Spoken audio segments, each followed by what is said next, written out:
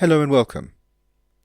Okay, so Batman made his first appearance in the 1930s, and it's now the 2020s, which means that it's now possible to choose his greatest foe to make their debut in every one of 10 decades, which is sort of the same as saying in 100 years. I mean, I know that it hasn't been 100 years. Batman first appeared in 1939, so he just squeezed into that decade, and we're not nearly finished with our current one. But I wanted to do this list, and I wasn't prepared to wait until 2030, never mind 2039. So sort of is the closest we'll get to a list of the 10 greatest villains from Batman's first century for quite some while. And a list like this, with each decade having their own champion, or anti-champion I suppose, has its own appeal. Because some decades were just stronger than others in respect of rogues introduced. Which means that some very popular characters don't make this list, and some much less known ones do. Anyway, here we go.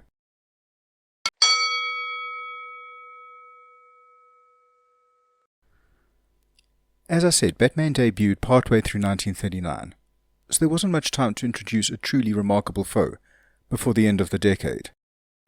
Still, his creators gave it a good shot with Dr. Death, a comic book villain name if ever there was one, who has the distinctions of being both Batman's first supervillain and his first reoccurring enemy.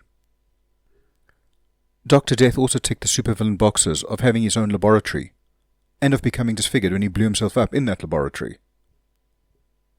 Beyond that, there's not much to say about him. Revivals of the character every few decades has ensured that he hasn't fallen into obscurity, but he's still nowhere near as successful as the other rogues on this list.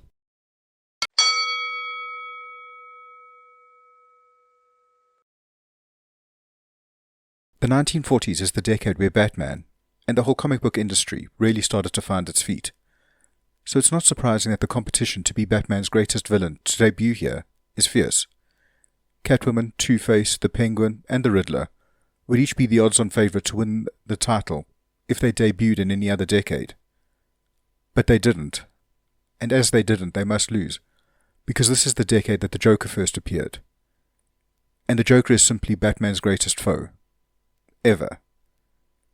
He has, amongst his other atrocities, killed Jason Todd, the second Robin, paralysed Barbara Gordon, Batgirl, and murdered Commissioner Gordon's wife.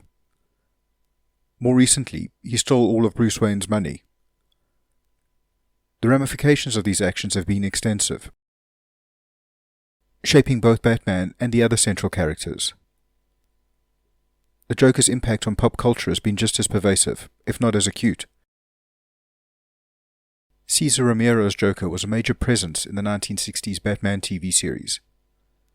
Jack Nicholson received top billing for his portrayal of the Joker in the 1989 smash Batman. Mark Hamill's Joker was one of the reasons for the popularity of the 1990s Batman, the animated series. And both Heath Ledger and Joaquin Phoenix received Oscars for portraying the character in billion-dollar grossing films, The Dark Knight and The Joker respectively.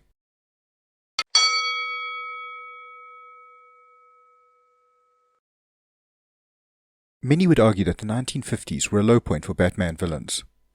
Superhero books were being battered on two fronts. On the one, ever more gruesome and risque comic books from other genres were making superheroes per se. And on the other, these more violent books triggered a war on all comic books by concerned parents. The result was that characters like the Joker, a ruthless murderer in the early 40s, was content with ploys to force Bruce Wayne into using his slingshot skills to help smuggle diamonds. Still, amongst the Kangaroo Kylies and the Slippery Willy Willises, there are some notable rookies. Deadshot debuted in 1950, Firefly in 1952, and the Calendar Man in 1958. These are perfectly adequate foes for the Caped Crusader, but they haven't attained the sort of prestige and cultural status of the best villains from the 40s. But there is one newbie that can be mentioned in the same breath as Two-Face or the Riddler, Mr. Freeze. Not that Mr. Freeze burst onto the scene fully formed. Originally named Mr. Zero, he was as silly a foe as the rest. Still, like all the best Batman villains, he has grown over the years. He got his name change in the 60s TV series, and his tragic backstory in the 1990s cartoon. Since then, he has never looked back, and the details of his gothic romance origin are now as well known as the origin story of any other Batman villain.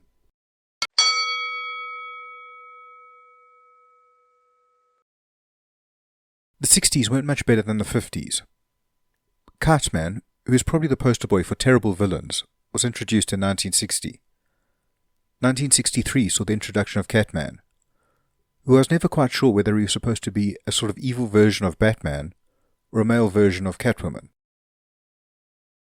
His costume suggests Batman, even if it was yellow and orangish red. But on the other hand, how could Catman not be a male Catwoman? Regardless, he's not my choice for Batman's villain of this decade, because 160's newcomer stands head and shoulders above the rest. Poison Ivy. Debuting in 1966, this eco-terrorist has joined the ranks of Batman's iconic foes. The story goes that the success of Catwoman in the Adam West Batman series meant that the higher-ups in DC wanted another female antagonist for Batman, and Ivy was the result. Since then, she's gone from strength to strength, maintaining her billing as one of Batman's most dangerous enemies in the comics, but also appearing in films, TV series, and video games. All of which has culminated in her starring in her own ongoing comic book series. And it's not a bad comic book series at that. At the start of the 70s, sales of Batman comic books were slumping, so it was decided to change their tone. Part of this change was to make existing villains dangerous once more, so the Joker killed for the first time in 30 years. The other part was to introduce a villain more serious than previous rogues, Ra's al Ghul, a criminal mastermind who had lived for centuries. Unlike earlier villains, Ra's wasn't a maniac slave of some gimmick. He was Batman's equal. Or I should say, he was more than his equal. While Bruce Wayne had a fierce intellect, Raz's matching intellect had been honed by centuries of experience. The scales were further tipped in Raz's favor as he was the head of the Demon, a huge international cartel, which had the League of Assassins as but one of its many parts. The fact that he is also Damian Wayne's grandfather means that his presence will long be felt in Gotham.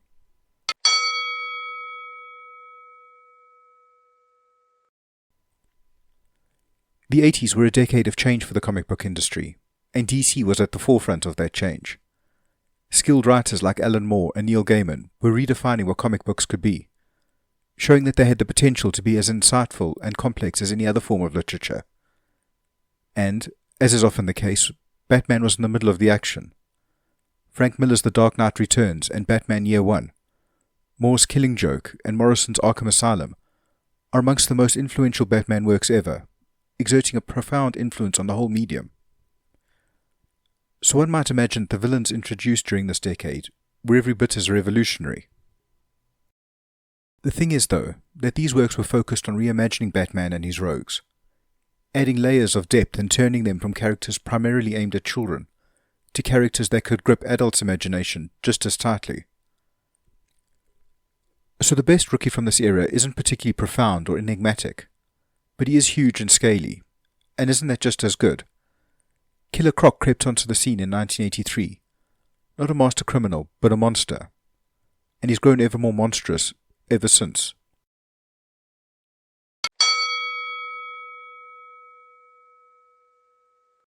The 90s Batman comic books were centered on one thing, the breaking of the Bat. In 1991, DC had an idea to kill Superman, so that's what they did. The result was a hugely successful story arc that culminated in Superman 75, which sold over 6 million copies. Independently, Batman's writers and editors decided to put DC's other iconic character through a similar ordeal. They wouldn't kill Batman, but they would leave him on death's door, broken both mentally and physically. The villain they chose to be the instrument of this defeat was Bane, a character engineered for the role. He was both Batman's intellectual and physical equal. Just as importantly, he was just as driven. These two battled in a 19-part Nightfall storyline, the end of which saw Batman's back broken and Bane victorious. Bane has proven to be far more than a one-hit wonder. He's battled Batman many times over the last 30 years, in the comic books, but also in films, games, and TV series. The most notable of these appearances being Tom Hardy's portrayal of him in The Dark Knight Rises. And just to prove he's among Batman's most fearsome opponents, in 2019 he killed Alfred Pennyworth, possibly Batman's most shocking failure since his back was broken. Before I move to the 2000s, I want to make an honourable mention here, Harley Quinn, who has certainly had a greater cultural impact than Bane has. The reason I didn't choose her is that she is now pretty much a hero and an ally of Batman's, and she has been for a while. True, she's still not the most predictable hero, but I don't think that should disqualify her from being a hero.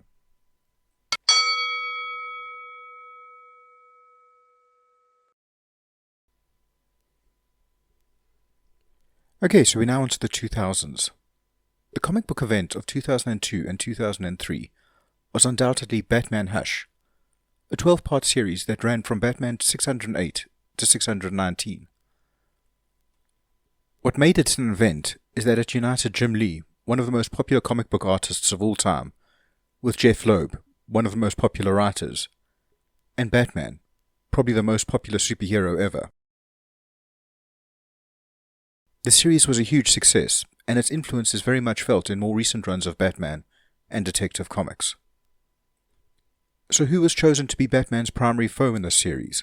The Joker, the Riddler, Poison Ivy? They were all there, but the arch-villain was a newcomer, Hush. Not surprising given the story's title. The fact that a new kid carried his weight in such esteemed company is reason enough to consider him for the Rookie of the Decade. And the fact that Hush has gone on to prove himself an endearing and dangerous villain by doing things like driving the Joker out of town and stealing Catwoman's heart, and I don't mean that figuratively, has cemented the choice.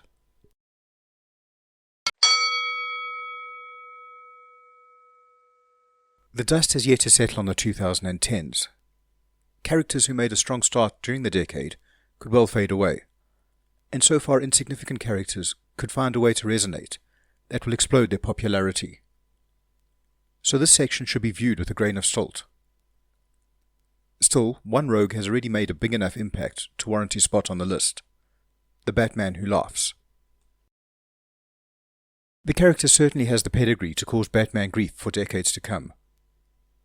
In a twisted reality that exists somewhere beneath our own, Bruce Wayne broke the Joker's neck. The Joker had planned for such eventuality, and his death triggered the release of a strain of the Joker toxin, which bestowed his madness on that reality's Batman, creating the Batman Who Laughs, a villain that unifies Batman's best traits and the Joker's worst.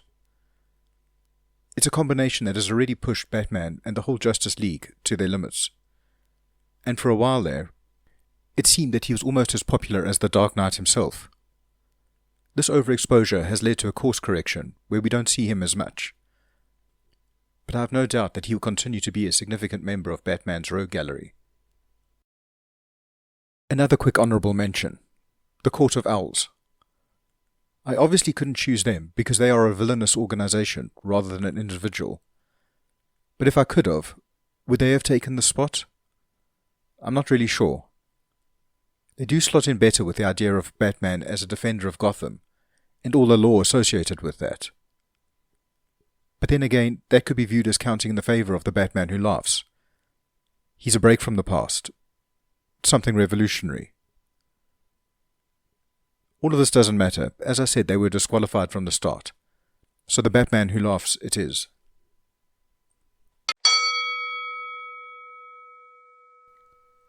Which brings us to now, the 2020s. This decade is far from over, so the eventual holder of the title is still in the air. Very high up in the air. Still, several candidates have already emerged. One of these is Punchline, a young poisoner and knife enthusiast, who's taken the position Harley Quinn vacated when she left Joker's side. Will Punchline prove as popular as Harley? Probably not, but since she made her first appearance in 2020, and has already appeared in dozens of comic books, including her own limited series, Punchline, The Gotham Game, she's undoubtedly had a good start. I also feel that there could be someone from the 28-part Gotham Nocturne series. that ran in Detective Comics. But that dealt with the whole villainous family, the Orkhams, which means that they are disqualified for the same reason the Court of Owls were. There is also a version of the Joker from the Absolute Batman storyline that I'm eager to see more of. Basically, this version of the character is both incredibly wealthy and very serious, so closer to the traditional Batman than the Joker, except that he's evil. He's called the Joker as an ironic nickname because he never laughs. I can't choose him because he's only made a cameo so far, but I have high hopes. That means that, instead, I've chosen Failsafe as this decade's villain. Failsafe is an android Batman created in case he ever went rogue. Actually, it was a subconscious version of Batman that created it, but I won't go into that because it's a long story and it's complicated, and it stretches all the way back to the 1950s. Anyway, so Batman created him using technologies from foes he'd defeated, including Amazo, in case the world ever needed protecting from him. He then headed away and wiped his own memory of the fact that he'd ever created it. Then, later, when the Penguin pretended that Batman had killed him, Failsafe activated and went after his creator. And it proved itself a most able foe, as Batman had programmed it with everything he knew about himself and his allies. This meant that Failsafe was able to tear through most of the Bat family and the Justice League on his way to Batman. Eventually it left, but that was of its own accord, when it thought it had completed its mission and killed Batman. It has returned since, in two significant storylines. One where that subconscious version of Batman inserts that consciousness into the machine, and another, the Absolute Power storyline, where it was Amanda Waller's primary enforcer in her schemes to rid the world of superheroes. So yes, a very strong start to a character that only appeared 2 years ago. So that's it, the list is complete. Please let me know what you think. Who made it and shouldn't have? Who did I forget?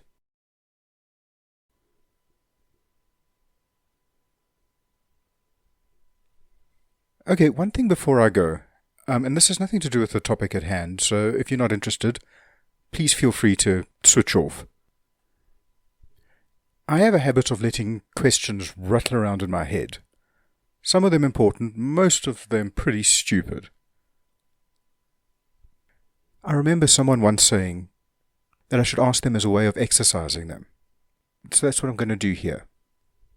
Just throw them out into the ether and move on to the next stupid thing.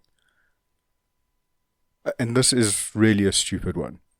Okay, so I was watching The Mist a little while ago. It's a 2007-ish film starring Thomas Jane. In it, a dense mist envelops a small town. Those caught in the mist die horribly, but the people that survive don't know what's doing the murdering, as they can't see through it. A few survivors take refuge in a small shop. And that's what most of the story is, them trying to figure out what's happening, and eventually they do. I won't get into that here.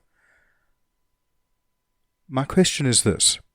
If you were in a similar situation, if you were stuck in a convenience store with about a dozen other people, and something was outside that was killing you, but you had no idea what this something was, what three characters from fiction, or real-life people, would you want with you? Would you think would give you the best chance of getting out of there alive? You can use whatever criteria you want to determine these people. You can also take the question as seriously as you want. Or don't take it seriously at all. Whatever answers you have will be appreciated. Okay, thanks for watching. That's all I want to say. And please come back next time.